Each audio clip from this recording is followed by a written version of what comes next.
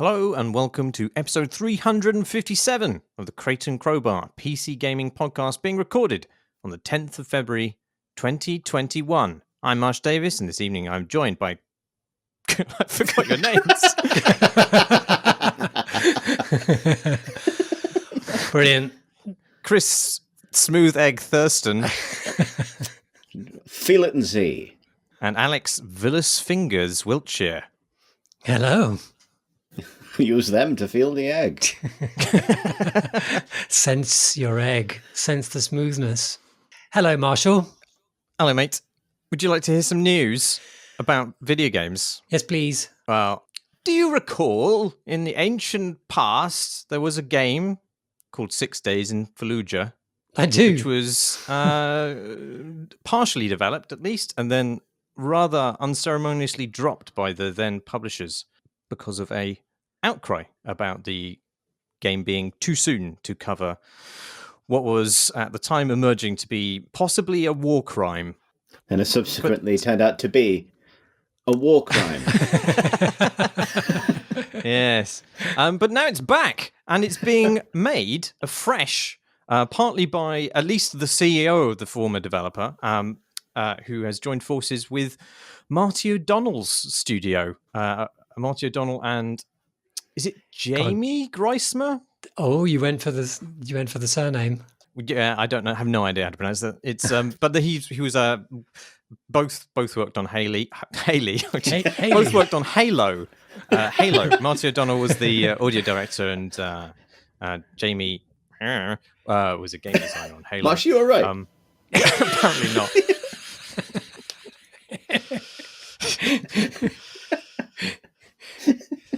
Anyway, I mean, I'm sure if anybody can chaperone near documentary level of detail about a war crime into a very tasteful and respectful video game format, it would be two of the creators of Halo.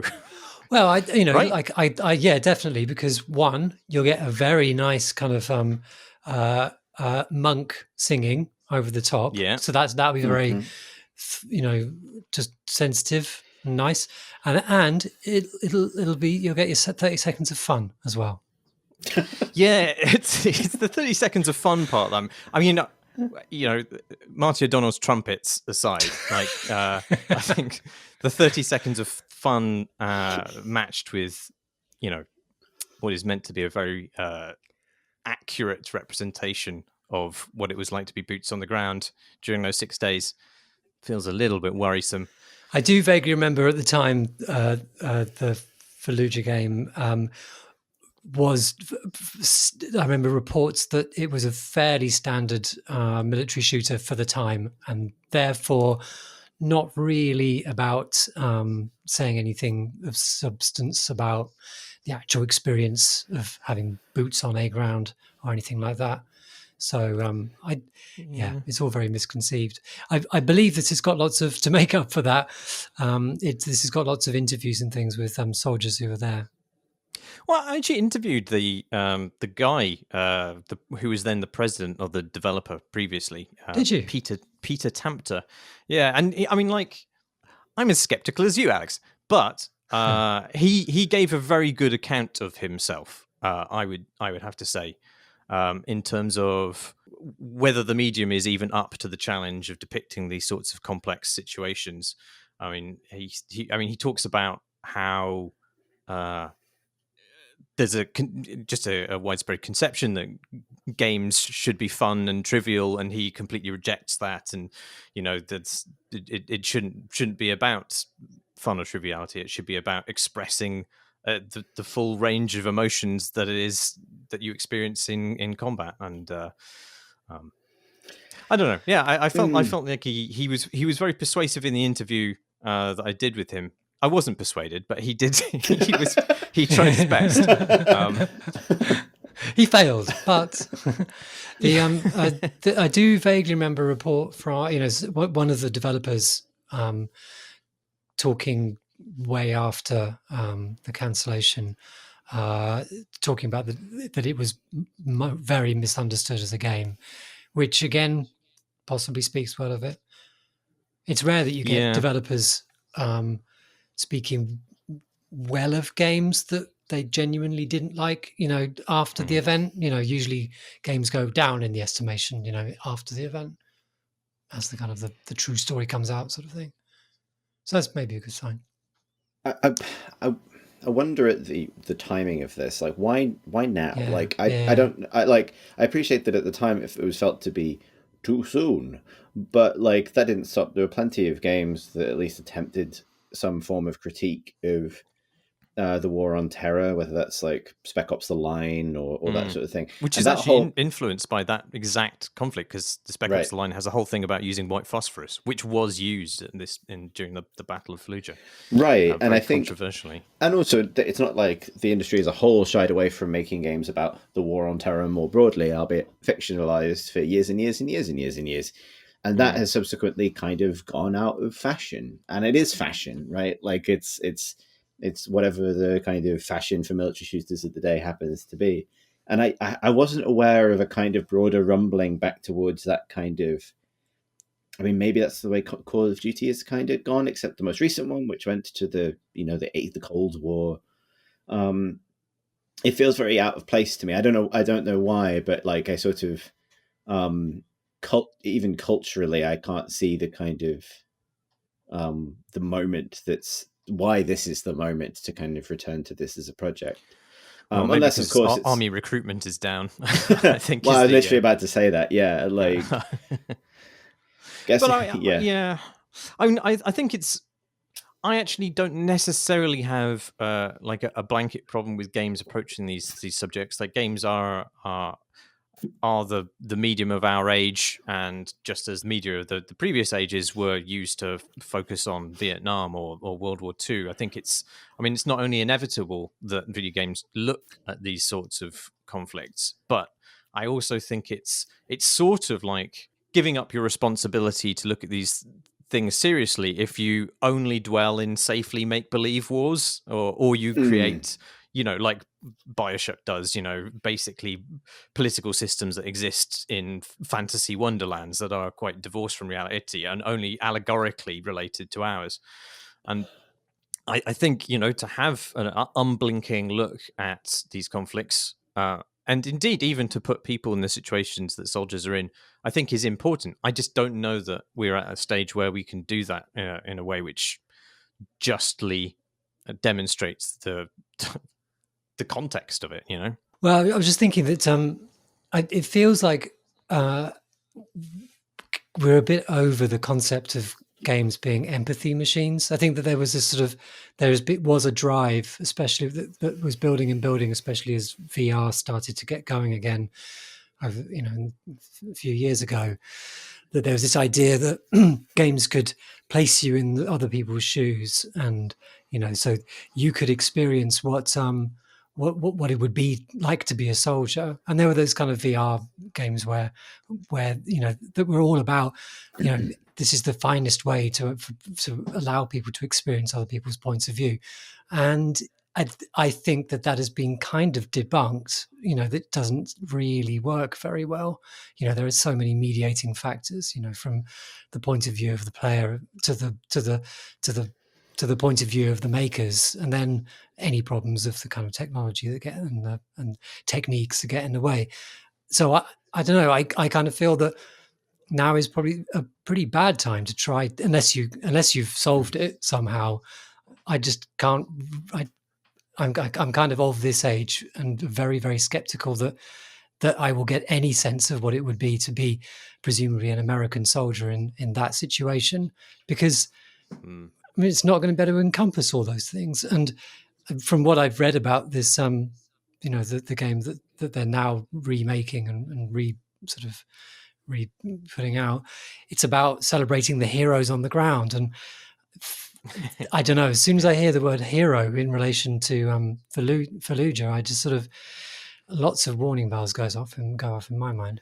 Well, I think that's the thing. Like, if it does have, I think if it does have, as these games tend to, sort of some,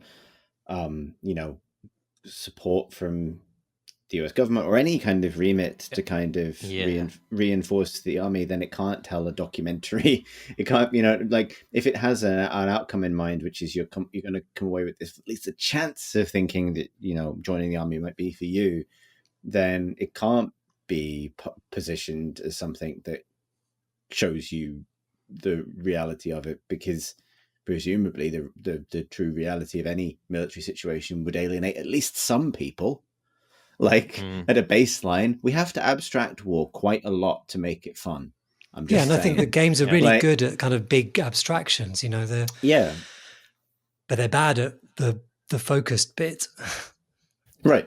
Well, yeah, and not just video games. Like, you know, we abstract war in a million different ways to kind of make entertainment out of the conflict and take away everything that's bad about it. And you could argue that's always had a kind of polemic purpose to some extent. And I agree with, like, I agree with both of you that I think this notion that games are inherently empathy machines is patently kind of not true, really. Like, they can be, but it takes a lot of work and craft to get them there. And it also actually, I think, takes a willing audience, because the great thing about agency is someone could make the most sensitive, affecting piece of interactive art in the world, and you will always have the option of interacting. If it's meaningfully interactive, you will always be able to break it, because that's the compact you've entered into with the artist at that point. And so you're always going to need an audience that wants to be affected in a particular way. And so, you know, because otherwise you've hypnotized people, and I think that's probably illegal. So, you know, like, so yeah, like, I think the notion that games inherently cause you to experience a situation and feel empathy for participants is false at best, and naive at best, and marketing at worst. And also the fact that, like, you know, it just doesn't feel like the perspective and the I don't, not to damn anything before it's made a showing of itself, but, like, it doesn't feel like the perspective that one would be seeking in order to get a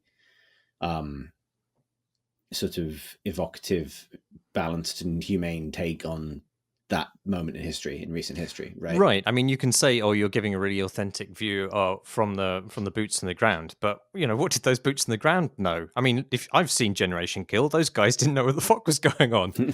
Right.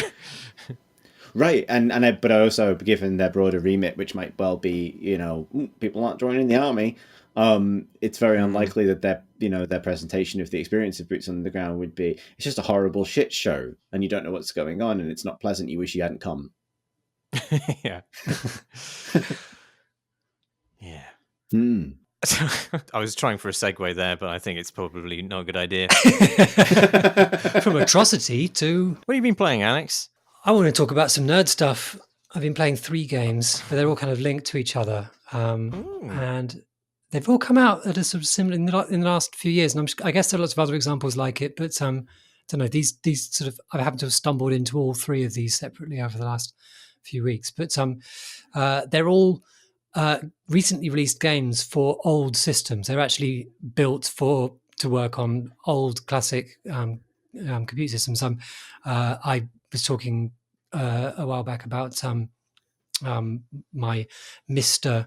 FPGA kind of game hardware simulation kind of thing that I've been playing lots of kind of old games on, and all of these games actually work on it in the cores of their time. So the first one is kind of this game called Micro Mages, which is on came out I think last year or maybe the year before. It's on Steam, and in the Steam install you get a Nintendo a NES ROM, as well as the kind of the game that runs in Steam as well on your PC, that you can play in an emulator or whatever.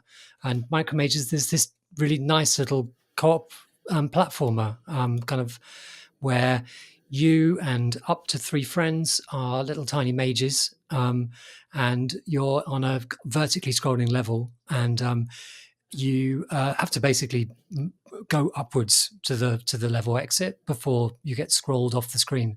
But the scrolling is kind of forced, but it's fairly lenient. It doesn't go super fast, and there are lots of enemies, and you've got you can shoot shots sort of up, down, left, and right as you're jumping around, and like it looks really, really nice. It's just a beautiful, simple looking game, but it works entirely on a NES. And I don't, weirdly though, I think your Steam for the Steam version, the PC version, I don't think it's actually running in an emulator. I think it's running in some native, PC native kind of wrapper or whatever the hell you call it, which is kind of odd, but it does. I was using my Mister, playing it on my Mister, and it looks really nice. The visual style of it is just, uses the fact that you've got limited palette on a NES, and the choice of colors is really nice. Just very satisfying looking, really beautifully simple textures and things. What's also interesting about it is that it's learned. It looks and it plays on an old system, but it's learned all sorts of modern conventions of platformers, notably wall jumping, which you never used to get back in the day. But this is, you wall jump all the way, just like, a lot of modern platformers, which works really nicely, and it flows, and it feels very modern as a result. I really recommend it. I played it with my son, and we sort of rushed through 3 levels of it, 3 worlds of it. So it's like, I don't know, 9 levels or something. And it's just a neat game, very neat game. And then I played a game called Tanglewood, which is a platformer made for the Mega Drive or Genesis. Again, with your install, you get a copy of the game that you can run an emulator on your Mega Drive, and it sort of I understand, and I'm not all that clued into Mega Drive technology, like the way that those games tend to work, but I understand that it uses lots of techniques and tricks and things to make it run at lots of more colors than the system would normally support, and with more frames of animation and that kind of thing, like these huge great levels where there's lots of free roaming exploration to do, but yeah, I mean, it's your kind of little wolf cat thing, and you kind of bound along with this flowing looping animation, which is really nice, and you sort of work your way up to a sprint if you hold down the button for longer. And there is a kind of, its conceit is that you can transform into a kind of slightly different forms. This is like a flying form, and others that it kind of releases to you in kind of like modicum, so that you can access different parts of the level. It's not really a Metroidvania, but the levels are so large that you'll need them. It's this one, weirdly, it doesn't feel very modern. I don't think it feels. I mean, even to the extent that it's got a password system, you can't save in it, at least not if you're playing it in emulator. So you have to sort of get the password code to punch it in to kind of resume a game. But yeah, it's nice. It's nice. And the third one is an Apple II game, which came out on Steam only like a few weeks ago, maybe 3 or 4 weeks ago, called Nox Archaist. And it's very it's an Ultima style RPG runs when you run it from Steam, it runs in emulator, and it is extremely Apple II. So initially, you just see it and it just looks horrible. It's kind of like a real mess of pixels and things. There's a color version. You can also force it to go black and white and things as well.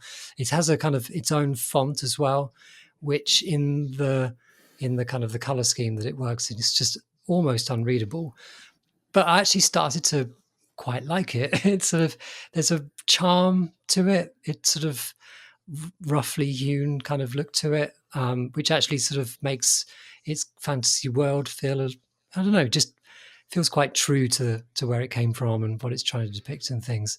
And like, this game, again, a bit like Micromages, it's pushing the Apple II hardware into things that it was never really meant to do. So this one doesn't actually run on Mister, but that's because you need 2 disk drives, or you need it to run on a hard drive, which the core on the Mister doesn't support either of those 2 things. You only get 1 disk drive that it supports on there.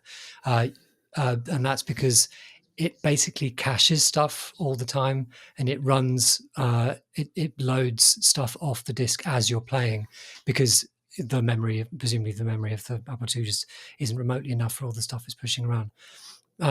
It also is really sluggish. So you press a direction and your little character, like there's a sort of half second before your character moves, which again was annoying, a bit like the imagery, like the kind of the graphics was kind of annoying to start with. But again, I just found myself in the flow of its pacing and started to quite like it. There's a sort of a consideredness to it. But there's lots of things about it that are really good.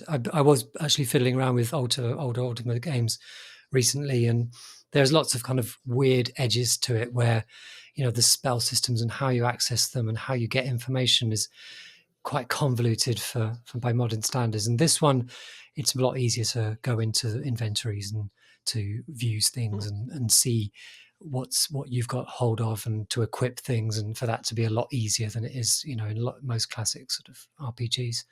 But like all these 3 games, I really like the fact that they are all product of having to run on older systems. Like they are wedded to that idea. They use presumably lots and lots of tricks that have been learned over the decades since, but they are fundamentally running on old stuff. And it's just nice to see those old systems still able to support games that are just worth playing. Like Nox Archaist, it's enjoyable. It's like it's a good game. Like there's an overworld. There's the combat is pretty good. It's like a turn-based combat where you take turns with the enemies to act you arrange your ranged characters in the back and run your fighters forward, and you watch your magic points and things to sort of make sure you've got some left. It's it just works really well. It's been fun.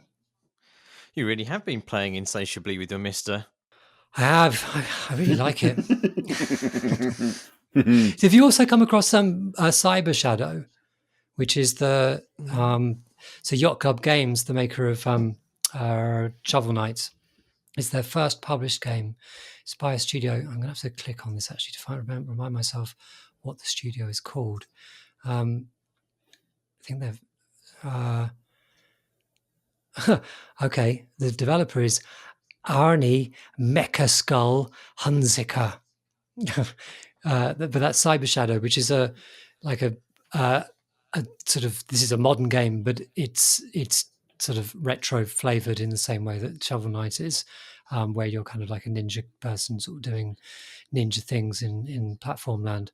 And like I played maybe an hour of that, and maybe I'll come back to talk about that. But that's been fun as well. It's like I've always kind of been disdainful of the retro gaming scene, but I've been enjoying doing all this retro stuff, and I don't like calling it retro, but I can't think of a better word. Do these games take liberties with the emulation? Like, I mean, obviously this hardware is what parsing the data of the game, but can the cartridges be twice the size of the cartridges of the NES or whatever? Yes, I think so. I don't think there are limits to. I don't think there are particular limits to the size of the kind of the cart that they're running off. Obviously, they're limited on the numbers of memory that they can access at any given time. But yeah, right, I guess you can make them as big as you like. Actually, because that's a point. Like there's a beat 'em up game which is either about to come out or has come out, which I've entirely forgotten the name of. I might be able to find it in order to put it in the show notes. But this one of its sales points is it runs. I think it's another Mega Drive game, and it's the biggest Mega Drive game of all time. Like it comes in a billion megabit cartridge or something like that. So yeah, I don't think that they're particularly limited by that. I have to say, Alex, I see absolutely no point to any of this. Like, what is it about? I mean, presumably like you said earlier, that these games are made in a way which weds them to that format. But like, what is it about that format, those restrictions, that actually makes those games more interesting to you than were they just designed now for today's hardware? Yeah, I mean that's a fair question. It's definitely. I don't think it's as simple as to say pure nostalgia for me because I didn't have a I didn't have a NES, and I didn't have an Apple II, and I didn't have a Mega Drive. So I don't really have any particular contemporary relationship with those machines. However, there is an aesthetic to these machines which I am interested in because because of, the affordances of their particular sort of their technology, their architectures and things. They did found a certain feel and a certain look and a certain style for the games that were released on them. And I've never played on an Apple II. But I'm interested because I know how much of gaming history is reliant on games that did come out on Apple II. I'm interested to see what those affordances are, and the same. Obviously with NES, like my conception of NES before now has been that like of all those sort of clashy colors, the way that when it scrolls and in Mario Brothers 3, you get the kind of these clashy colors on the very edge because of the way the scrolling system works. To see a game now which is absolutely, I don't know, which is true to it, but I've always liked restriction as an aesthetic, as a way of making things. These games, these newer games, benefit from really hard thinking about what those systems were and what they can do, and making the best and focusing on their strengths. And I mean, with Tanglewood, I'd say is the one I'm least interested in all of these. It's a sprawling kind of platformer, and there are hundreds of those around now, and I like those better because they're just better than Tanglewood is, both in design, but also because they, sprawling net platforms generally benefit from more powerful hardware. But Nox Archaist, there is RPGs can be very you can throw so much at them. They can be very, very sprawling, and I see this RPG situation a little bit like, today you can have a world which is almost endless and you can go around it and they can be huge and there can be so much to do. You can look at, the games of Larian or something like that. And I've really, really enjoyed Divinity 2. But the magic of being able to explore that world, I quickly forgot the richness, because it's always there and it's all so much, and I became blind to it. I honestly, I probably enjoyed it for other reasons, for the depth of thinking you can put into any situation to kind of think your way around the puzzles and the combat situations that you get into. So but it's nice. I like the older games because the promise of what they can reveal to you at any one point can be more surprising, because when it gives you a little, it feels like so much more. Do you see what I mean? Yeah. And I think that's what Nox Archaist is. It's the situation where when somebody says something different to you, the next time you try to talk to them, it's just one line of text, but it has much more impact than a modern game, which has, which throws at you 500 hours of 15 people's work, just because you've done something in the game. It just does, and somehow that doesn't have as much impact. I'm kind of rambling. Don't think I'm really expressing it quite right. No, I think you have. Yeah.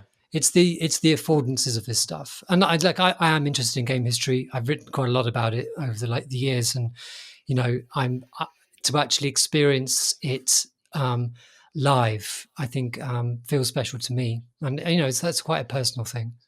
Yeah, I know. I think when you talk about restrictions, that really does chime with me, because I mean there are restrictions do push you to make interesting choices. Like, if you have a limited palette, then you are going to make aesthetic choices based on the number of colors that you have available, and sometimes those choices will be really interesting. Yeah, I think where I kind of diverge from the sort of valorization of older hardware is when those restrictions don't impact me as a player aesthetically or otherwise, but it was just harder to make a game on a device which had a smaller amount of memory available for it.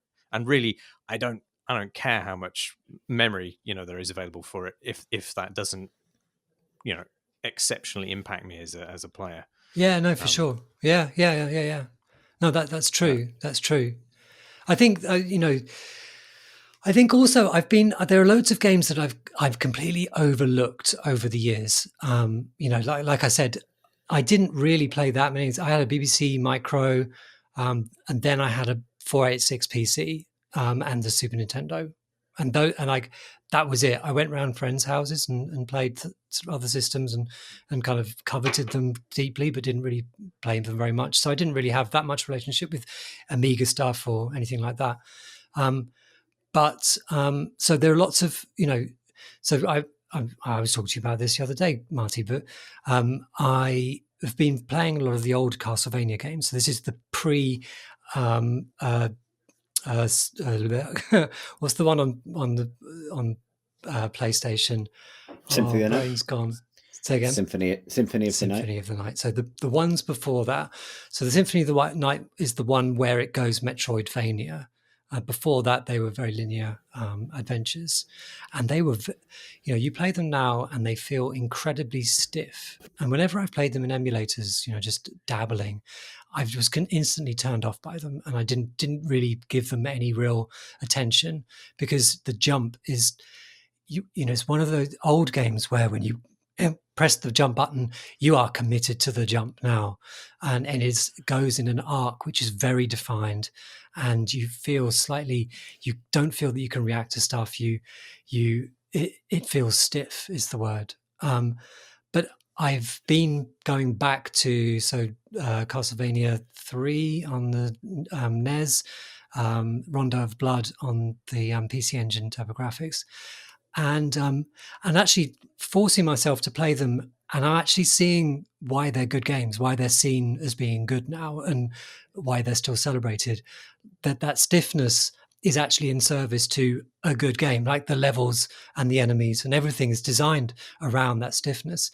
And actually, I'm recognizing in it the Dark Soulsness of that, where Dark Souls game is in the awkwardness sometimes, the committing to when you start the animation for, if you're using a big weapon, and that's where some of those ideas came from. And you can see lots of modern games that were being established by those older games. And again, it's a sort of history wank for me, frankly. But I'm enjoying actually realizing that, holy shit, they were good, and I did write them off because they don't have the sort of eagerness to please that modern games tend to have. And and they are eager to please, and that's a good thing to do. But there's also a lot of value in stiffness, as long as the rest of the game is designed around it. And it's been a cool journey. There is something to be said for stiffness when you're playing with your mister. Yeah, it's true. There's just a time and a place for it, and it's the 90s. When you swing your big weapon, you expect a little stiffness. That's just want to feel young again, really. I mean, Oh, but yeah. That is. Please don't say it's nostalgia. Please, I'm talking all these words, trying to convince myself that it's not. Ah, What you been playing, Chris? I've been playing two things. One of them's really relevant to what you've just said, but I want to talk about the other one first because I've got less to say about it. So, it's been Steam demo season recently, in which a lot of time limited demos are proffered up for the playing. And one of them was a game that I had seen on Twitter and was really looking forward to, called Shady Knight, which Shady is Knight. Oh yeah. Shady Knight, which is by someone who goes by Captain Sai Alexi on Twitter. I think it's a one person gig. It is a first person sort of melee action game, sort of combo based action game that I would, having now played the demo, which is only about 15-20 minutes of stuff, but enough because it's a very pure concept. I would describe as a combination of Arcane's combat system, i.e. Dishonored or Dark Messiah, little bits of both, plus Devil May Cry, plus Super Hot. And you probably know from that description whether or not this is making you super hot, because it certainly made me that. Oh, it's been a sweaty podcast already, and it's so cold. So you enter a series of very pretty abstract environments, these sort of grey-blue monoliths hanging in space, these sort of fortresses to climb and scale up, which are populated by knights and spiders and archers that are really nicely animated, but the design of them, that it's 3D, but they're almost like textureless black shapes, basically, characterfully silhouetted, but they are basically just silhouettes, and so are you, a shady knight, if you will. And you have you move very, very quickly. It has that old school Doom speed of like you press W and you're rocketing ahead, with really well timed and naturally kind of implemented slow-mo and stuff. You could jump, slide, kick, attack, pick up objects, and dash to fallen weapons. I think are all the interactions in the game, and different combinations of these produce different results, also based on what weapons you're holding or what you're doing. So you slide with a sword, you can throw the sword, and then while the sword is in the air, you could use the dash to dropped weapon to teleport up to the sword and then grab it again, and then you might use that to get yourself some elevation to boot someone into the ether or something like that. I feel like the brilliance of it is that like it gifts extremely well, and I'm really aware of the complete pointlessness of describing this in an audio only medium, and I would thoroughly recommend people look the game up and look at GIFs of it or videos of it, because it has that magic of it sells itself immediately, I think, based on how it feels. But and I had that experience of seeing GIFs of it on Twitter prior to getting to play it.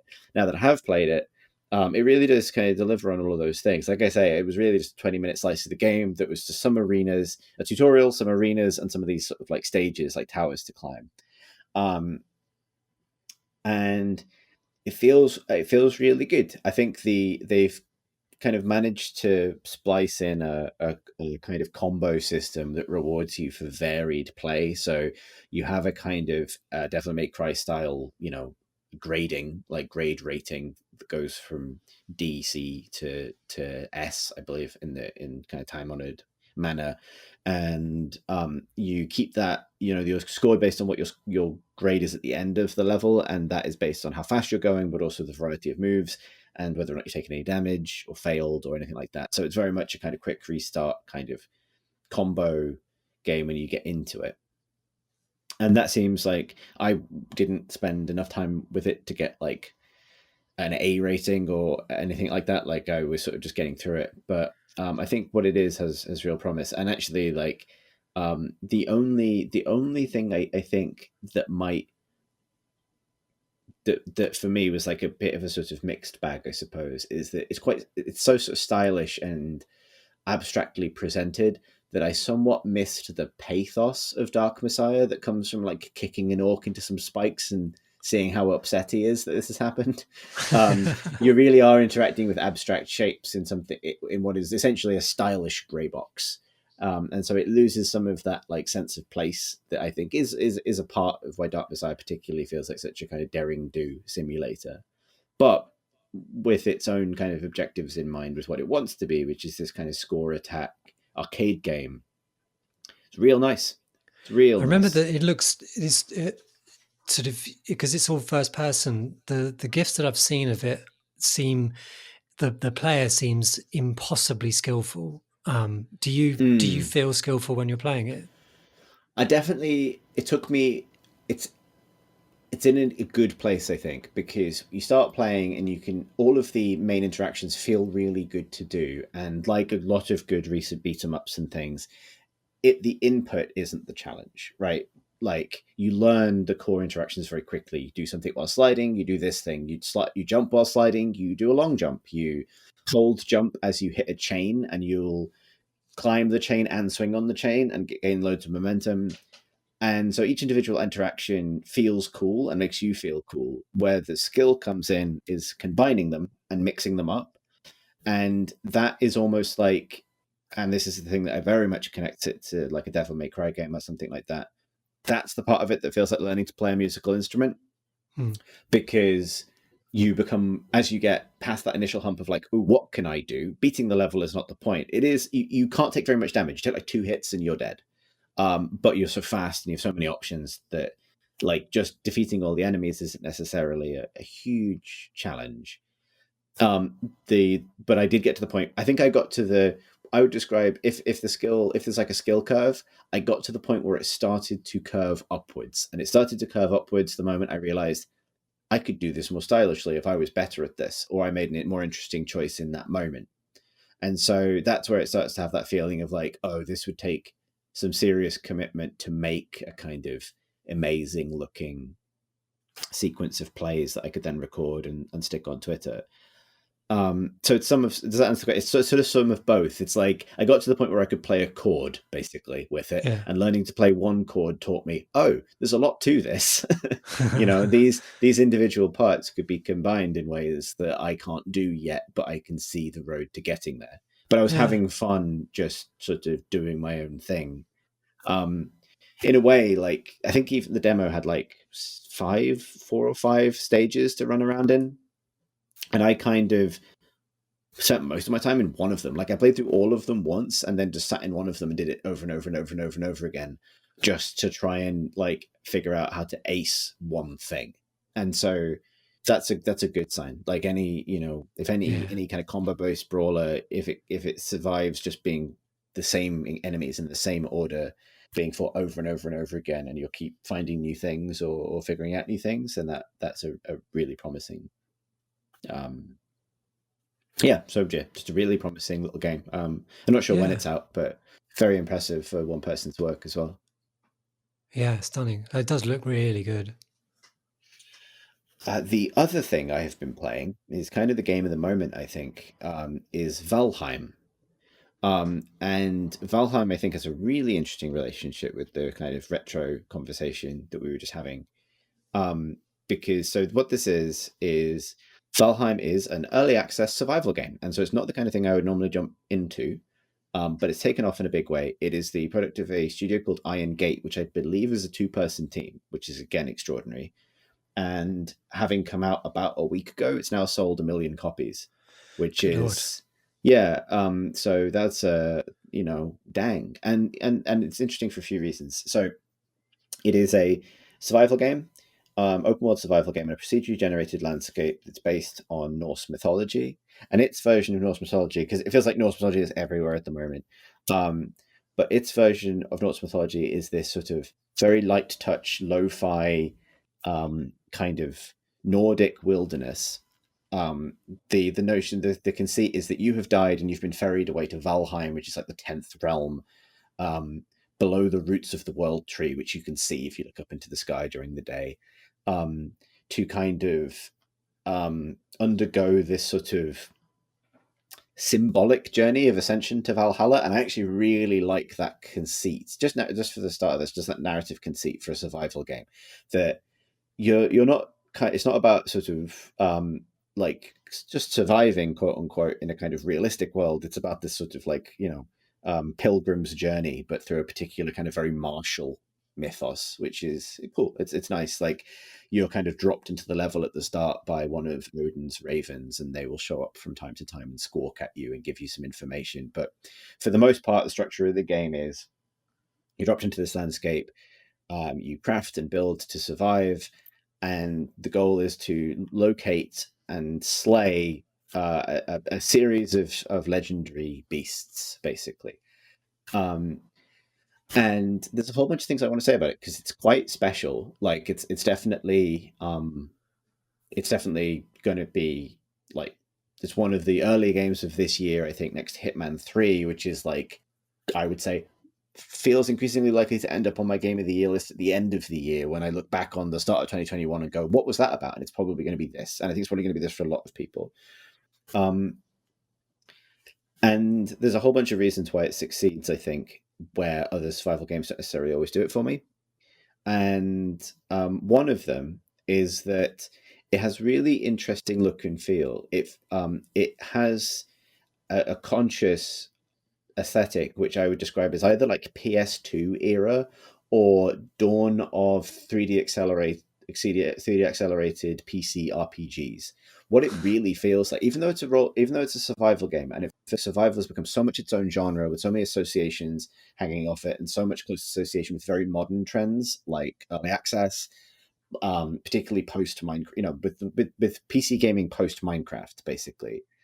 What I think people forget is that there's a lineage there that, like most things, goes back to Ultima in a really important way.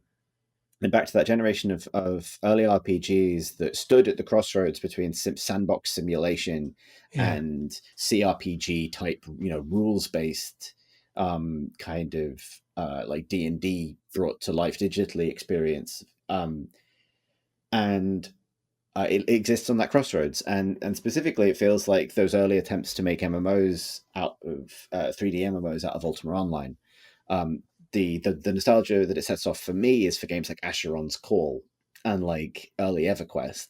In its look and feel, it feels really great. Like it has, it's very smooth to control, good frame rate, and it kind of feels nice, and interactions feel nice. But it looks deliberately lo-fi in a way that's really, really charming, and specifically kind of calls back to that era of games in a way that I find compelling. Partly because it's tied to enough modern technology to elevate it quite substantially. So there's really lovely wind through the trees. It's a very windy place you're in, and the direction of the wind matters. And beautiful forests kind of wafting in the breeze. Similarly, the lighting's really lovely, and the weather effects are really good. So even though you are in a kind of lo-fi environment, you'll occasionally will get genuinely kind of breathtaking moments of natural beauty, like the sun on the sea, or like a storm whipping up the ocean and kind of battering the coastline.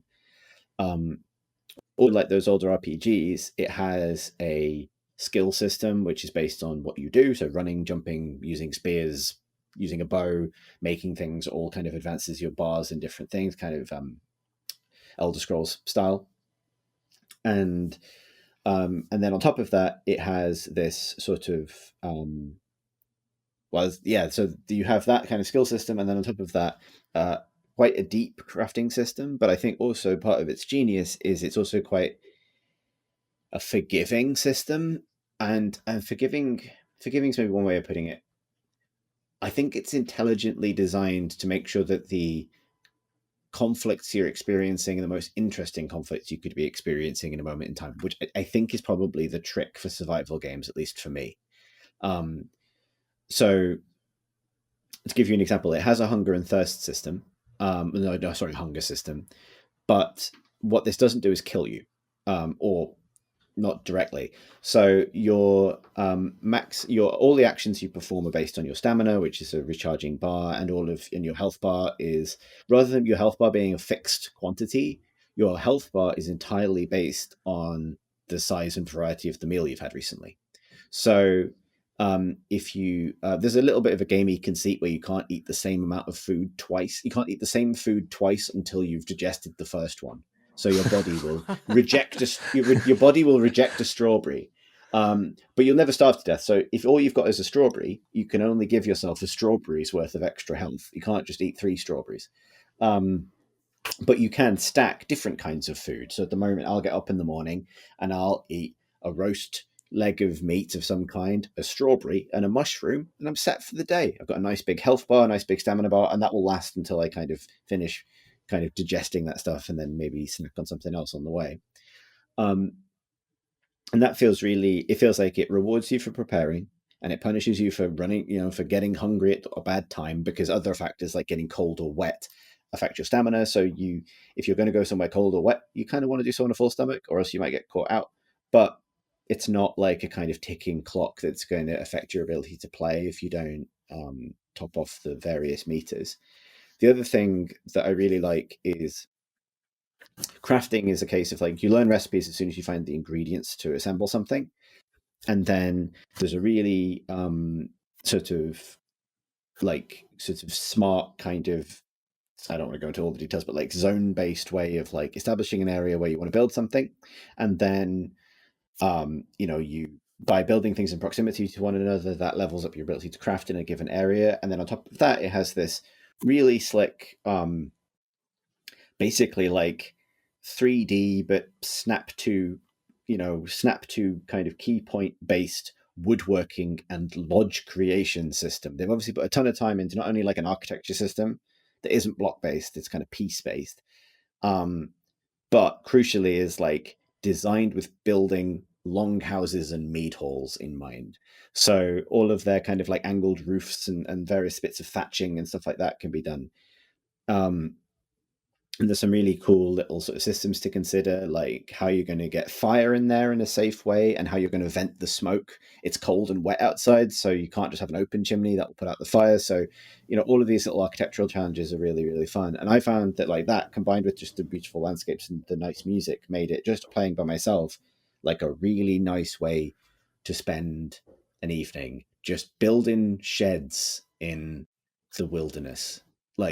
And building myself. I've got a little seat. I've built a little footbridge out to an island just in an inlet on a kind of windswept coastline. And I've built a kind of kind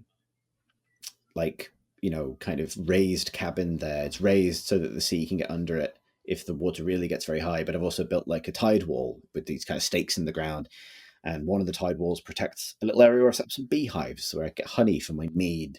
And it's genuinely like lovely. I've got a little raft that I use to paddle off. It's got quite good sailing as well, to paddle off and catch the wind off down the coast. And then on top of this, you've got like combat against various kind of gribbly little creatures from Nordic folklore that are quite kind of nicely designed. And today I had my first like encounter with a troll in the forest, which is exactly as scary as I remember hitting something that you don't want to fight in EverQuest is. It is not the world's most gruesome monster, but there's something about being chased by this too big, gawky, long-limbed kind of beast I wasn't expecting to kind of encounter in the depths of the woods that was genuinely like effective and really, really kind of pulled me in. Similarly, you can find little randomly generated dungeons like lost barrows full of skeletons where you can kind of delve deep to find these kind of like still glowing embers of like Nordic fire magic, basically, that you can kind of take home as a prize. And it's like, I'm really, really, really enjoying it. And I've played it entirely by myself so far. I've played entirely by myself so far, but like so many people I know are setting up servers Minecraft style that they basically just live on with their friends. And yeah, it's lovely. I can see why it's done so well, and I can just, I suppose, it is giving me both the kind of appeal of those sort of survival building crafting games, and also I think for the first time in a while, the first time I felt properly kind of gripped by an RPG. Honestly, even though there's barely any writing in it, and it's not story led exactly, but it's been a long time since I've gone off into the woods not knowing what I would find and had an adventure. Like, I played for an hour before we started recording tonight, and that little adventure ended with night falling and me still being in the woods and sprinting through the forest, being chased by these little creatures called grey dwarves that then chased me all the way to my raft, and then like pushing my raft out to sea, and them swimming after me and like firing the bow from the back of my raft to try and like hold them at bay. As a sort of storm kicked off, was like a proper little video game experience. And so, yeah, I appreciate I've just talked for like 15 unbroken minutes, but Valheim is really good. Basically, Oh, it's nice to Sounds hear you good. excited. Yeah. yeah, It sounds jank free. Yeah, that's the other thing I would say is I imagine it can grow and evolve with things. There's some fiddliness with its building, like it's very reliant on what order you kind of get your timbers down in order to kind of have its snap to building behave itself. But really, like it's it feels very complete and like it knows what it is. And I imagine it'll get bigger and they'll add things. I haven't wanted for anything yet. I certainly haven't run out of content.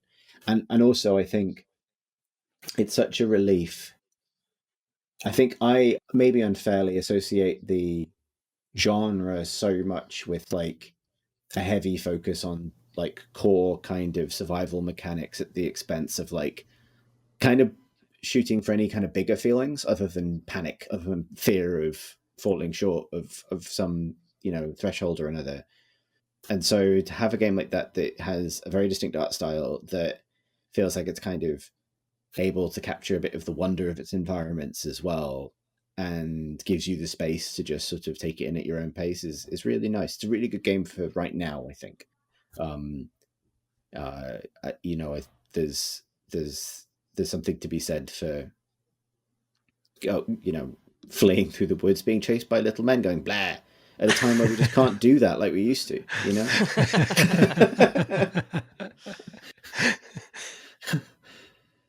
Yeah, I want everyone to come and play it with me, basically, and we could just all become I'm highly tempted. gruff Vikings together. Let's do it. Let's make a pact. A pact is made this night. Although, how many punches does it take to knock a tree down? Oh, I forgot. Oh, I did. Yeah, I didn't mean to ask about. Yeah, what are you building your mead halls out of? Your mead halls. So here's the good thing. So you can, when you start, you're going to have to punch a tree. But you can find logs on the ground and branches and things that you can pick up just off the bat, to make your first kind of hatchet or whatever. But you can also, you're punching a tree. Punching a tree doesn't do anything because you can't hurt it. You'll get like a 0 damage done indication. But you can find saplings and basically punch them to death. I think the intent there is uprooting them manually rather than actually punching a sapling down. But after that, you can get yourself an axe and go fell bigger trees.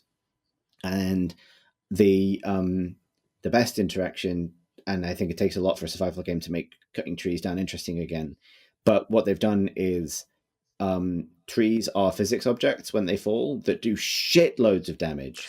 Yes, this is good. This is good. So basically, and it's the game. It's very gamey. Like, this is what I like about it, is it's not going too deep down the sandbox or the simulation angle, which leads to kind of too much jank. So when you knock down a troll tree, it becomes one big log that will fall based on gravity in the approximate direction that you chopped it in. And so you've got to be very mindful to be out of the way. And it can knock down other trees as it goes. Like it could take down several trees. And then it forms like a really big log. And then you chop that log into 2 logs by doing further damage. And then you chop those individual logs into piles of wood that you then hoover up video game style. Like creatures, like animals or enemies, when they die, collapse and then like poof into like a puff of smoke that just then contains the kind of sparkling, floating pickups that they have dropped. Right? It doesn't sounds have quite that a Breath of the Wildy, like sort of. That's true, actually. Yeah, very different aesthetic, but like it has some of that like video game-ishness that sort of almost, I find it almost reassuring. It's like, this is a game. Like similarly, when you summon one of the bosses, the first boss that you fight is like this monstrous like deer, elk whose like whose antlers are wreathed in lightning, and it's a full-on Zelda boss battle. Like, it has an AoE lightning attack and a lightning dash, and the only thing that makes it not Zelda is the fact that like some like in a soundtrack that's otherwise very folksy, suddenly like the heavy metal guitars have kicked in and the sky has turned red, and like and it's like you've got to wrestle this deer for Odin's approval now. But and then also killing those bosses, when you hang their trophies up in a stone circle in the center of the map, you get like once a day type superpowers you can use. There's some really cool stuff in there. I'm really enjoying it, and I think if you told me this was just been released, I would have believed you. Like, it doesn't have any of the problems that I associate with these kinds of early access releases. I would happily recommend people to play it now. Super. Oh, wow. Yeah, it's real nice. Real nice. I've noticed it's obviously doing well because every game site I've looked at recently is covered in guides for it. I would also recommend just kind of going in without that. There's a few things that I have looked up because I wasn't sure, but it explains itself pretty well. Like, I didn't have to be told, don't stand under a tree when you knock it down. I discovered this because the first tree I did in this way completely fucking annihilated a seagull on its way down. And I also learned what to do with feathers at the into the bargain. So the recipes aren't just completely obscure and arbitrary. So I think in almost all cases, when you find a new item or build the next like extension for your crafting setup in your home, you automatically get told what those recipes are. So like when I killed my first skeleton, that gave me my first bone pieces, and that taught me to make a cloak by combining deer skins with like bones to make a cloak for some reason. But like I knew I was nice told I could do that. bony cloak. Yeah. Other really nice thing coming from this genre is there's a weird thing where you need a crafting bench. You need to create a crafting bench, which you can place anywhere in order to be able to do crafting things like dismantle stuff in a radius around the bench, which is quite generous. And then if the bench is fully enclosed in a building, which it knows how to figure out, then the bench gains the ability to make items as well, and repair them, which is a bit of a weird interaction, but it kind of makes sense when you figure it out. But the cool thing is you don't have to replace your stuff. You can upgrade your stuff by upgrade your axe and your gathering materials and your weapons and things. And all you need to do to repair them, because they take wear and tear like they do in Minecraft, but all you need to do to repair them is return back to your crafting bench and then repair them, and it doesn't even cost any resources. The only cost is the time it took you to go back and do it. So the reason you would take an extra spear with you on an adventure is just in case your first one runs it down. You don't need to do that thing of constantly replacing your gear, which I am really glad to see gone, because I think that often feels like a bit of a time sink. And it naturally fits this rhythm of like, oh, it's getting dark, time to go back to my hut and sleep anyway. So that's when you would naturally kind of top up your stuff. Real nice video game. Like it. What have you been playing, Marsh? I've been playing Journey to the Savage Planet. Oh. Which has been out for a whole year on Epic, so, might as well have never been released. Actually, as an aside, just to immediately derail my own game discussion, but it's really interesting to me which games seem to break out through that Epic Game Store omerta. Like, obviously, Hitman did recently in a big way. And obviously, Outer Wilds before that, there was already a buzz around that. But I mean, I don't know that if the silence particularly corresponds to low player purchase numbers from the Epic Store. I don't have any insight into that, but it does seem to be there is still a big issue with media visibility of games that have been launched on the Epic Game Store. But I mean, what do you two think helps sort of? What is the magic sauce that makes a game break through? This is a bit of a cop out. I don't think there's a single answer to that. I think because I've talked to various people over the years in the industry about this phenomena, and like whether it's the right thing or not to take that Epic deal, given the sums involved and given what that can mean for a developer. Like, it's nothing to sniff at.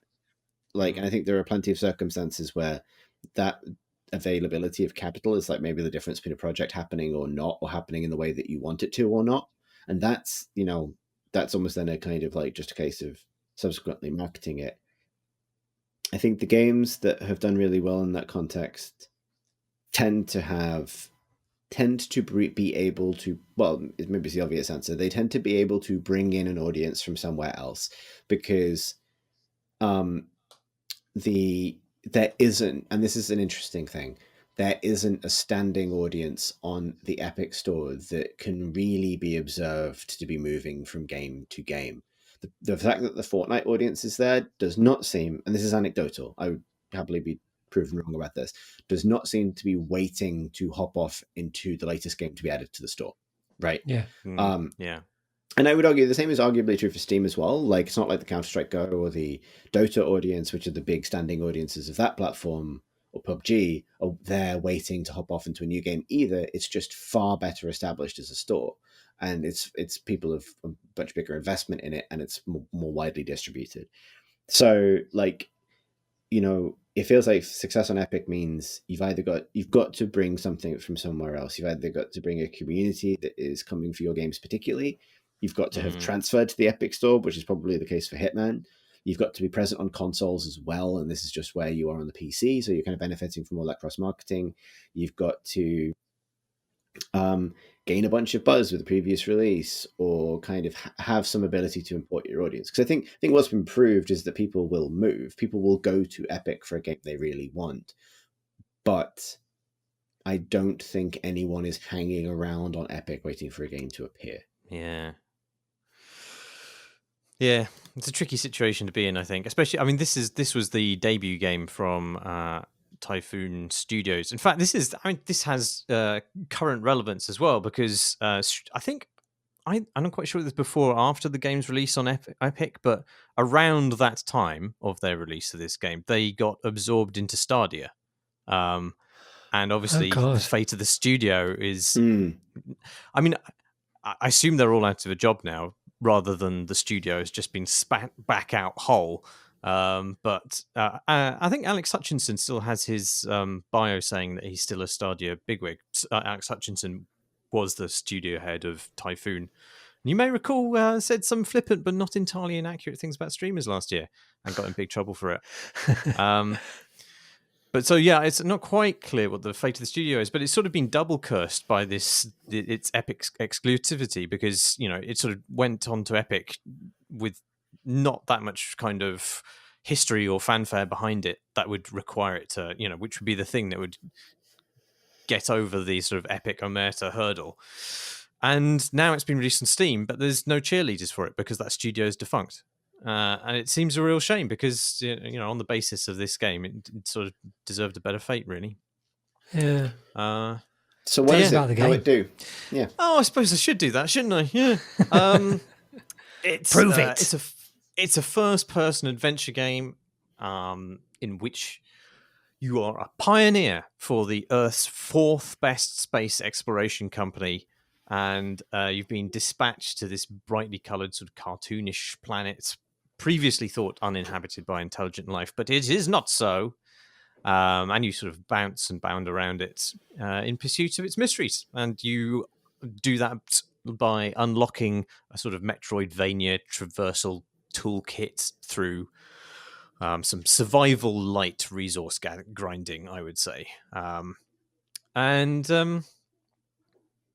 Like, actually, if you sort of break it down, like the interactions that comprise the game, like if you break it down into those traversal mechanics or the combat, it's not really that inspiring. Like, I would say, actually, it has a shockingly bad control scheme for both keyboard and gamepad out of the box. Usually, a studio get one of them half right. but it's like, if you play on gamepad, among its several crimes is that it binds dash and crouch to the same button, and you may be aware that those are not similar verbs at all. And so dash is like context sensitive, so that if you're moving at all when you hit the button, you do a dash, but if you're still, you crouch. Surely like, you've never seen a roadie then, because those are the same verb. If you are trying to fix a microphone at a status quo gig. Yes, but you're doing both of the things simultaneously. Whereas here, you wouldn't want a roadie to try and dash crouch, but only crouch. That would be a mistake. Then you're just squatting. Yeah. Yeah. But I mean, there's lots of movement challenges at status quo gigs as well as in this game, where like you're dodging rotating lasers. This is not a status quo gigs. That's in the game, and the rotating lasers at different heights, and or you're trying to hurriedly get out of the sight of this creature and into some long grass, and you're moving, and then you need to suddenly crouch. And like, it's impossible not to fuck that up with this control scheme because you still dash even if you have momentum, even if your fingers off the stick. It's absolutely baffling that they would do it. And even beyond that, the platform was kind of shonky because it's reliant on the game being able to differentiate between mantling onto something with the same button as you would otherwise jump. It just can't detect the difference between mantling when you wish to mantle on anything that is anything other than horizontal. Like if a platform's at an angle, I mean, it doesn't necessarily know that you want to mantle onto it and then you plummet to your death. It's just like, well, I knew I wanted to mantle onto that. I pressed the button to make it happen, but the game didn't listen. And worse, a lot of those platforms are made out of giant purple crystals. And I fucking hate giant purple crystals. Oh, I was going to ask why that was worse, but okay. Well, I'm glad, glad you were going to ask. Is it the size or is it the material? It is related to the size. It's because they can be literally any fucking size at all. They can be big, they can be small. It's the same model, scale up and down. And if you don't know how big something is when you look at it, it's very hard to tell how far away it is, which is a problem if you want to jump on it. Fuck crystals. What's the issue with them being purple then? What about purple? Oh, the purple aspect of it is fine, but it's a massive cliche, isn't it? Like every game has purple crystals, it seems. Okay, they're trite. They're of indeterminate size. I'm Marsh Davies, and I hate trite things of indeterminate size. I do. Anyway, so the shooting is kind of blah as well.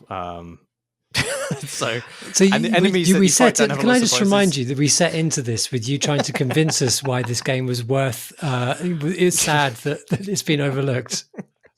Well, it's because somehow altogether this are like, it's a sort of splashy, almost frictionless, low brain activity pastime, and that's exactly what I'm after right now, as I've previously said on recent podcasts.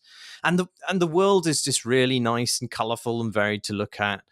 And even though I don't particularly like the way the traversal affordances have been implemented, traversing that world is still a satisfying accomplishment. Like, there's just something really nice about looking up at a massive floating monolith and then an hour later looking down from it to where you were before. And that's a really pleasing experience. It actually reminds me of Grow Home and Grow Up in the verticality of the space. Yeah. And it's also very funny. It's got this sort of quippy day glow cheeriness to it, undercut with a sort of puerile black humor. It's not great satire or anything, even though it sort of like has a couple of jabs at capitalism. It's never going to go any deeper than that, in the way, because it's the company you work for is this cash strapped and completely amoral space exploration company. And there's kind of jokes about how you're actually being killed every time you use a teleporter and just reconstituted somewhere else, which would please Tom Francis probably, since he did his dissertation on that. So it's sort of like it's in the sort of like Powerpuff Girls arena of comedy, I would say, which is not a dig. I like Powerpuff Girls, and you're accompanied by this cheerfully psychopathic computer assistant at all times who does the narration, which is a cliche, I think now, but like it's well done. The actor, who is also named Savage, Kendall Savage, in fact, does a really good job landing the lines. Yeah, I like it. But actually, there's some weird stuff with the humor where it sort of goes like you're generally in the Cartoon Network rather than Adult Swim territory, but then occasionally something will just strike you as crossing that line. Like you go back to the Habitat and there are spoof commercials playing, which are for a sex line with a reconstituted meat creature, which were funny, but they just didn't feel like they entirely belonged in the rest. The rest of the game just doesn't commit to that kind of humor. They got a bit of Rick and Morty in it, yeah. Yeah. I mean, like Rick and Morty, you do slaughter a lot of very cute creatures and savor their juices. There's these sort of like giant bug-eyed flightless birds that are absolutely everywhere, and you can just punt them around like beach balls. And in fact, you need in some areas there's these sort of plant things, and you need to kick the birds into their giant carnivorous rotating maws. And when you do that, there's just this horrendous sound of like a wood chipper grinding away at the poor little bird, which made me laugh. And in fact, there's a lot of good throwaway gags in this that are just sounds and minor animations, and I think that's a really undertapped source of comedy in games, because I think physical comedy in games has been sort of derailed by all the Goat Simulator and etc. era of semi-comic games whose comedy hinges in a physical way, but on the game's uncanniness or glitchiness. It's sort of like fourth wall breaking physical comedy about being a game. But I actually think there's a lot of more stuff that can be done. And like in this, I like the fact that you occasionally kind of scoop up alien goop and stuff it into your face to get XP, and just after you do that, your character audibly retches. it's just funny. Or you have the basic melee attack that you have is this backhanded slap, and when you charge it, your hand sort of quivers in front of your face like you're barely containing your rage. It's I don't know, it's just lots of nice little details like that, and it's, even though I don't think it's like a highly accomplished game in a lot of ways, it's really what I needed. It's just lightweight, low level, continually engaging, and it's sort of peppy and funny and actually quite delightful, I thought. Yeah. Nice. It is a shame then. That's fine.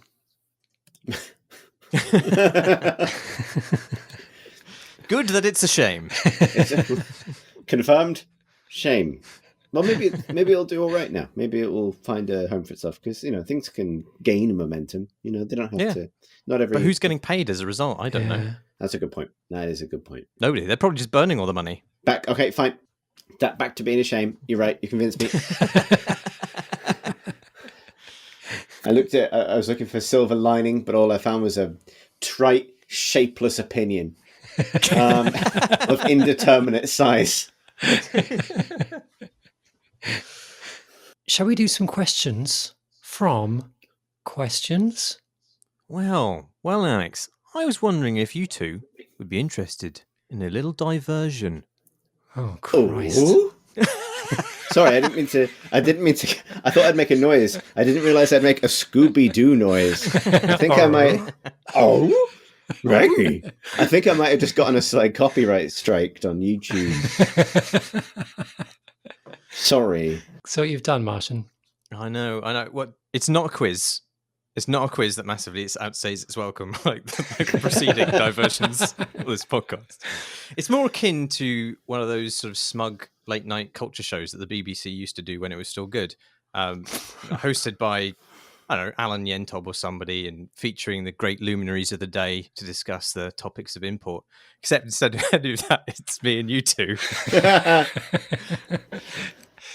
Will you be Yentob? Yes, I will be the Yentob of this equation. Are you my Yentob? It's the most middle-class question I've ever heard. Be my Yentob. Happy Valentine's Day, everybody. And on this Valentine's special, I'm simply asking the question, but is it Nurgle? So the idea is I'm going to present you with a number of subjects. I just simply want you to get a consensus, if consensus there be, on which Chaos God is most likely to be responsible. So the first topic is the 80s. Slanesh. Yeah. Brexit. Corn. Zinch. Oh.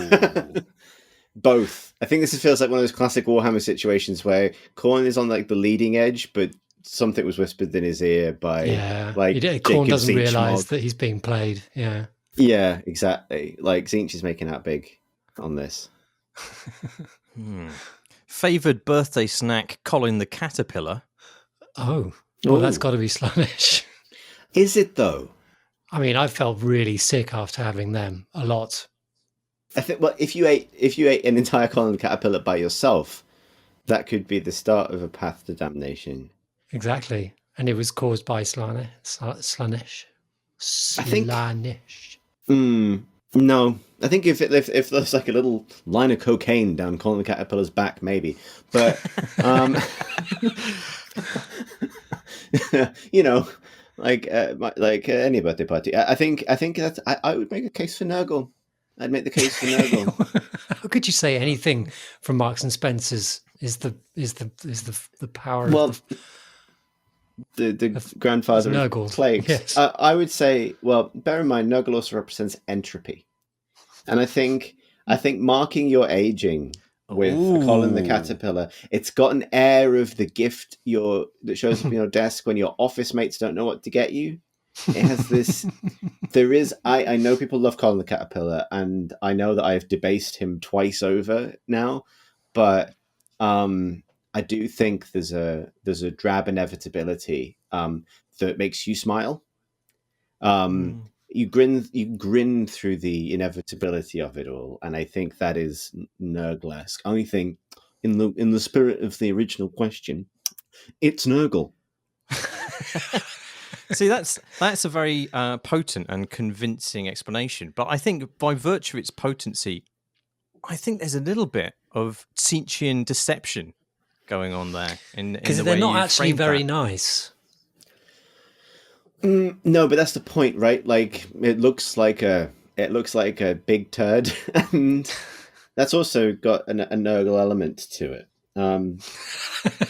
It's definitely visually the most Nurgly of these topics, I would say. It looks like the contents of the Great Unclean One's mouth in the Total War Hammer trailer. Yeah, where he distends his wide grinning maw to reveal just a selection of Marks and Spencer's snacks and confectionery. Crazy Assembly's artist did not go far from the office to get inspiration for that. How about Tesla? Oh, wow. I think that's Tzeentch. No, Great Horned Rat. People forget there's a fifth. People forget there's a fifth Chaos God. I had forgotten. That's fair. That's good. Yeah, like, well, actually, I'm actually nicking a joke from Minis Monthly here because we did actually put out an image that explained why Elon Musk is more like the Arch Warlock Thankwall, arch inventor of the Undercity, than Thankwall is actually. The only thing he hasn't done that Thankwall has done is blow up the moon, and that's like it's just coming. It's on his way. Question mark. Yeah. Digging tunnels, giving people flamethrowers, making electric cars that catch fire. All of it. Oh, good lord! He's already denied low orbit by putting so many satellites up there. Yeah, surely right. the next step is the moon. Finally, the Antiques Roadshow, as hosted by Fiona Bruce. Oh, Quiet beginnings of Slaanesh. Oh, come! This is entropy. This is the very definition of entropy. But it's the cycle. It's even the cycle of life. You know, things have to kind of die and go onto the Antiques Roadshow in order to. Find no, you are life. right. You are right. I think the other really key element here is the counting. Bear in mind that, like, the demons of Nurgle are constantly listing and counting and enumerating. Yeah. Putting it on scrolls. Dinging bells. Yeah. Finding how many things there are and what they're worth. Like, yeah, you're right. It's Nurgle. It's Nurgle. There you go. I think we got at least 1.5 Nurgles out of that list, which is a good number of Nurgles to have. A round of applause. Yay! Was that section fun? Was it worth doing? Probably not. No, but we'll strike this out of the recording, I think. I had a nice time. I enjoyed myself. I miss riffing on hot Warhammer lore. Because God knows I know what I am now. I denied it for a while. Shall we do some questions from questions? Yeah. All right then. David writes, maybe we should assess each of these questions for Is It Nurgle as well. Each of these questions. That's a good idea. David writes, hi all. After listening to Tom S.'s hatred of horseshoe maps in episode 355, I thought back to the dungeons of Unexplored and how great they are. The cyclic dungeon generation system it uses avoids dead ends and makes progression through the levels very smooth, like an egg, and satisfying, like an egg. The like an egg is an editorialization on my part. I would like to say that and apologize. I've been on a roguelike kick for a while, mostly playing Hades on my PC and the old Game Boy roguelike Cave Noir, provides a URL, on my phone. The level generation in Hades seems to be secondary to everything else that's going on, fruity semicolon. It certainly provides a petty background to all the action that's going on, but I don't really notice the way each chamber is set up. Please excuse me while I have a small sip of water. Cave Noir, on the other hand, is pretty simplistic, being a Game Boy game, and just uses a set of prefabs for its rooms, but the deterministic and predictable movements of the monsters makes it more like a puzzle game, where the rooms are just another tool that you can use to navigate around monsters. What roguelikes have interesting and enjoyable levels, and what makes them work for you? Take care, David. I was thinking about, I think that Unexplored was very highly, very much inspired by, I mean, have you two played Unexplored? No. Nope. It's a really cool roguelike made by an academic who was interested in sort of dungeon generation using principles where you can create these sort of cyclic areas and also puzzles, generate puzzles basically. So you'd have the key and it would be behind the thing, and in order to get the thing you'd have to do the other thing, and the generation system has to be quite sophisticated to do something, to set out that kind of design in a kind of satisfying way. And it is good. It's a really nice one. It's very action based. And it looks very, very simplistic, but it's really good to play.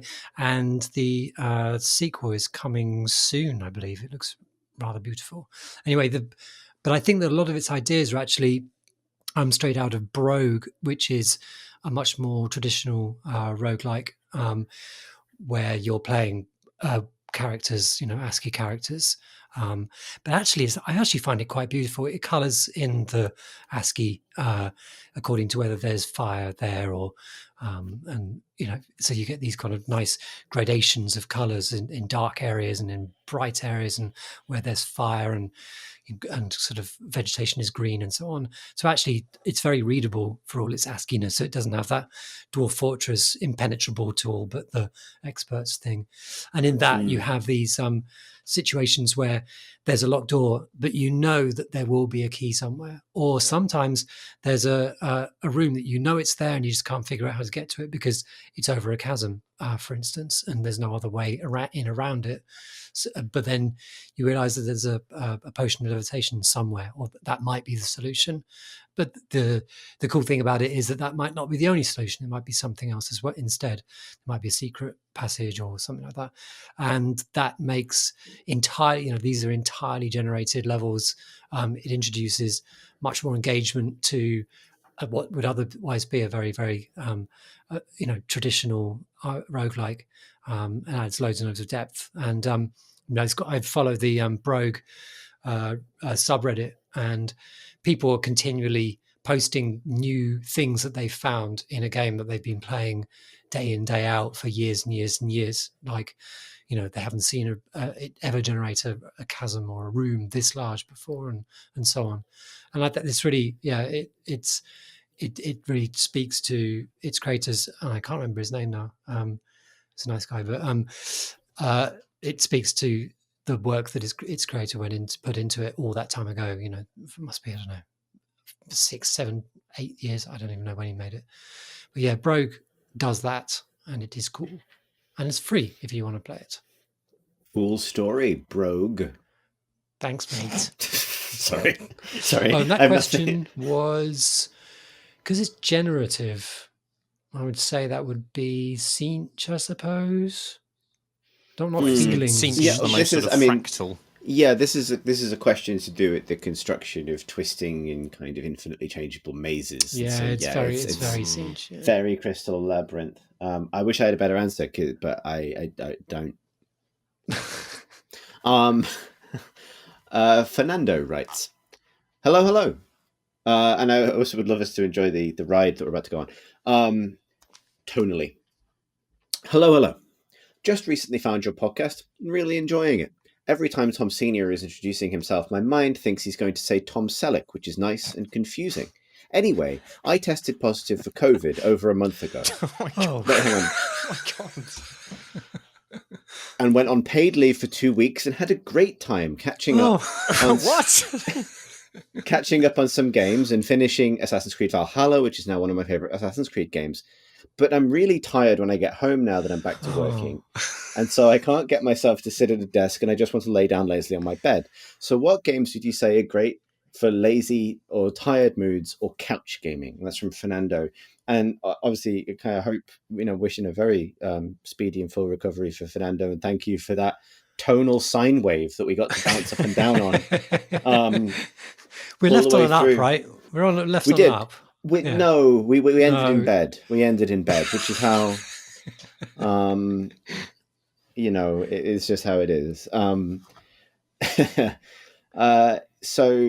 Well, this is the question of obviously Fernando's had very visceral first-hand experience of this, but this is the question of the era, right? Like, pick your fugue state. What is it that you're going to do in order to simply make time be gone?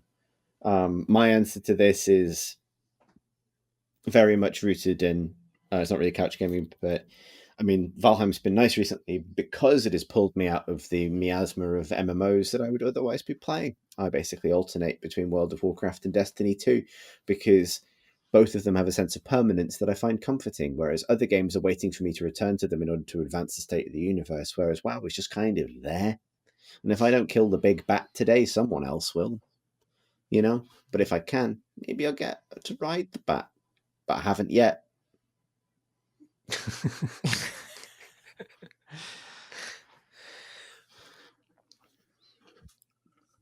Alex?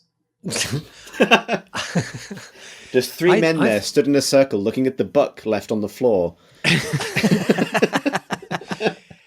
I just didn't want to talk about my bloody mister again because I don't know. That's what I've been doing because it's sort of got lots of different games on it, and I just sort of do a little dibble dabble, play a little ghouls and ghosts, and get pummeled by it, and then do something else and do something else. Unbeknownst to Fernando, this question has basically been, "What have you been playing?" Actually, there's a game I haven't got very far into called Quomp, which has just been released on Steam.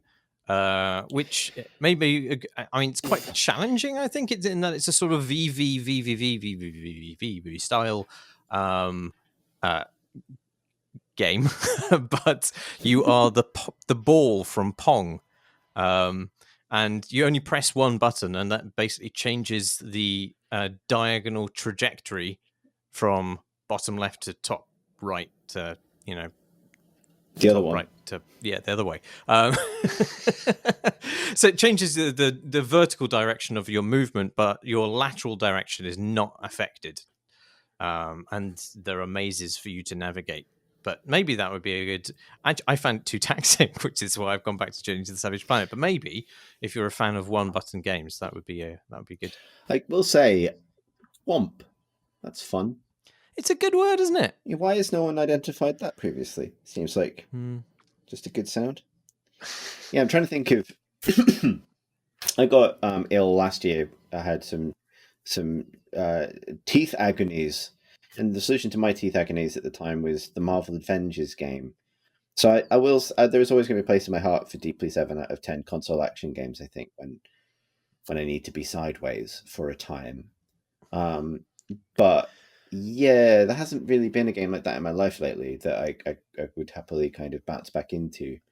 Well, there has been Destiny, as I've banged on about before, and we've all banged on about before. But I actually went back to play the new start the new season last night, and I was in that kind of, everything's new and I feel really exhausted. So I didn't want to talk about it because I think for once it's like starting a new Destiny season, and I've played a bunch of other things that I think are probably a broader interest. Yes. I think I would like to note that I think if you heard someone just explain what the central kind of progression mechanic is for the new season, it sounds like devil nonsense.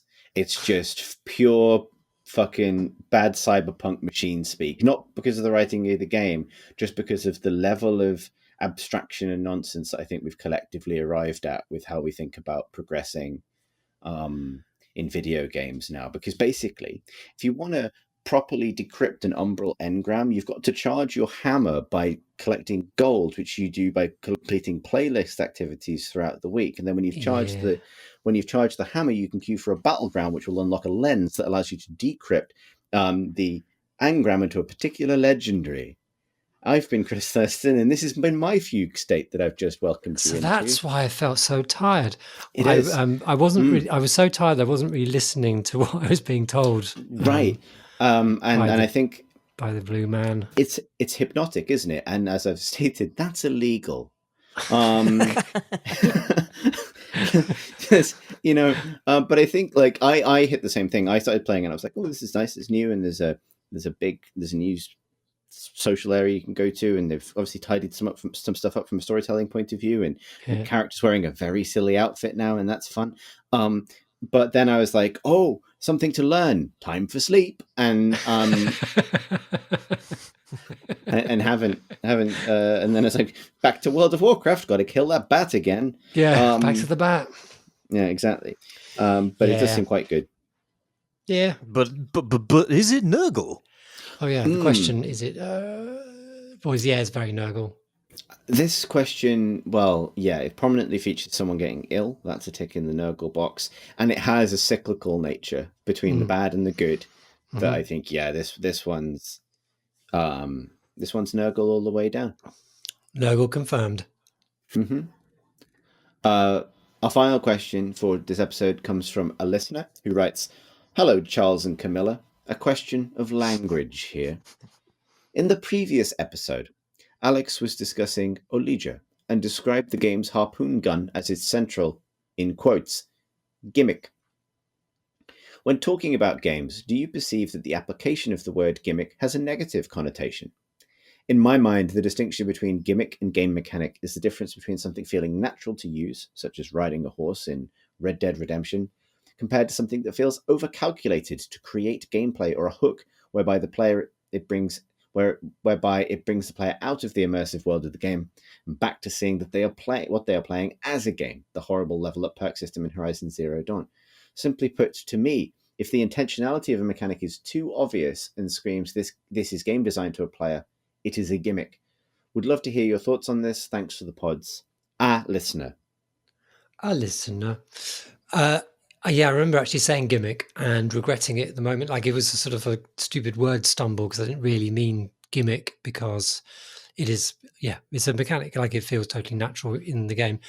Not like I broadly agree with different. Obviously gimmick is a differentiation from that. It's definitely a negative term. What do you think about that definition, Chris? I'm not sure I'm totally with it. I'm not totally with it either. I don't think I perceive the pejorative in gimmick, because I think it can be used as pejorative, and that, like one of those interesting words that kind of depends on usage. I also think that I don't think that it is a failing of game design for something to signal or signpost, hey, this is the mechanic or the abstraction that this entire experience is built around. That's not like it is not a de facto failing of a game to express its mechanicalness, as opposed to its kind of broader, because they simply put, the immersion is not the desired end state of all games. Quomp, for example, a game I didn't know nothing about 22 minutes ago, now springs fully formed in my mind as an example of Quomp is a one button game. Is being one button a gimmick, or is it the game? Right? That's, I would say, even the heart of Quomp I wanted to bring this up so I could just say quomp. It is quomp, right? QOMP. Quomp. Say it again. Quomp. One more time. Quomp. That was a gimmick. The heart of quomp. To prolong this bit, but I don't think it's necessarily a gimmick just to kind of to build a game around a particular conceit, because it's just designing the game, isn't it? That's my opinion. I think but you can have. I think you can have something in a game which actually leads nowhere, and that being a gimmick. That's sort of something kind of maybe a little bit noisy in a game, but actually it's pointless. That would be a gimmick. Yeah, I think I agree with that. I do agree with that, but I do think it's quite common, and I do this, to use the word gimmick simply to imply like an overt mechanic, a thing, and a without any kind point. of. Yes, I mean it's better to call it a gimmick, I think, than something like Siechian double speech. Like it's a tentpole feature. Tentpole feature, said the Lord of Deceit. Bird beaked, playing on his Mister. Yeah. Yeah, I think it's telling that both of the examples given in this question are AAA open world third person adventure games, and I think in that if you limit your context in that way, you can probably identify where something has been implemented in a gimmicky way versus where it has been implemented well. But in another context, I would happily accept a gimmick as a way of saying, like, this is what makes this different to every other 2D indie platformer, for example, in the case of Fallujah or indeed, any other kind of game. It turns out language is about context. But it's an interesting point, because I think maybe there's a broader thing here about, like, given the inevitable gaminess of games, like what are the effective, what is it? What is the quality that makes a mechanic, when it is introduced, feel like a natural and kind of fully featured part of the game? And what is it that would make someone reach for the gimmick word in this case? That was a question, if it wasn't clear. Oh, was it? A prompt, if you will. Or maybe not. Maybe it's bedtime. I think like you were saying, the sort of with the examples being those big open world immersive games. They are an environment where mechanics tend to stand out, because they're not naturalistic in the way that the game is kind of meant to be, which is why I really admire Breath of the Wild, where it's filled with gimmicks, but they all knit together really nicely, and they're also well realized that you don't mind the kind of the artifice of them, I suppose, the kind of the sort of the non-naturalistic way that they are. And this question, if we were to assess it as we have been, is it Nurgle? It's corn. No. Interesting, Alex. I don't have an argument for that, though. Okay. And that is why it's corn. I think I could make the case for this, right? I think here's the idea, right? Corn is all about straightforward, no bullshit interactions, simple valor, easily expressed singular mindset, right? Corn doesn't embrace a diversity of viewpoints on where skulls should go or where a skull should be. There's one place a skull should be, and that's in a skull throne. And there's one place where blood should be, and that's for the blood god. So in some ways, it's a little bit like this questioner who posits a situation where a mechanic should be seamlessly integrated. Immersion, no gimmicks. No gimmicks. No gimmicks, no fluff. Corn don't like gimmicks. Exactly. Immersion for the immersion god.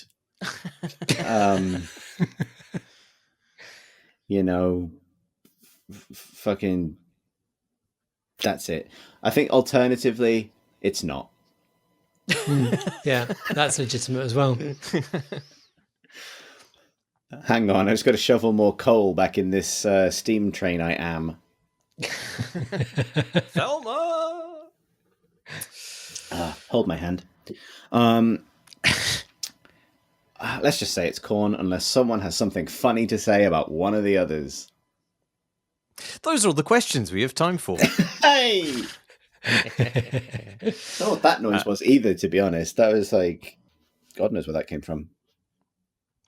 Were those all the questions that we had time for, Chris? Yes. Those were all the questions we have time for. If you'd like to send us a question, you can do so at questions@crateandcrowbar.com, or you can tweet us at crateandcrowbar and fire your tweet into a void where it will be neither seen nor heard. All these recordings are uploaded as videos to YouTube, where you can find other nonsense by us. The address for that is youtube.com/crateandcrowbar.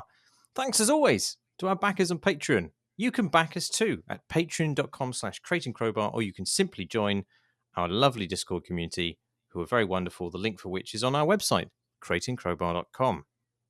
That's it. I've been Marsh Davis. I have been Alex Wiltshire. I've been purple and of indeterminate size.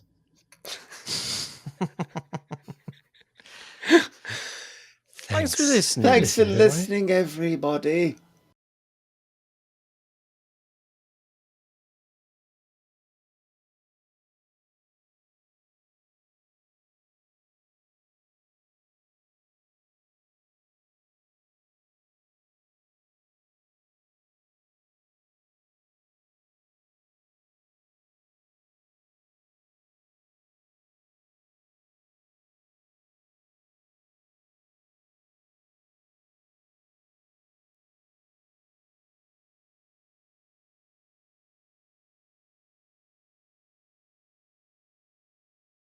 I'm not your dancing monkey.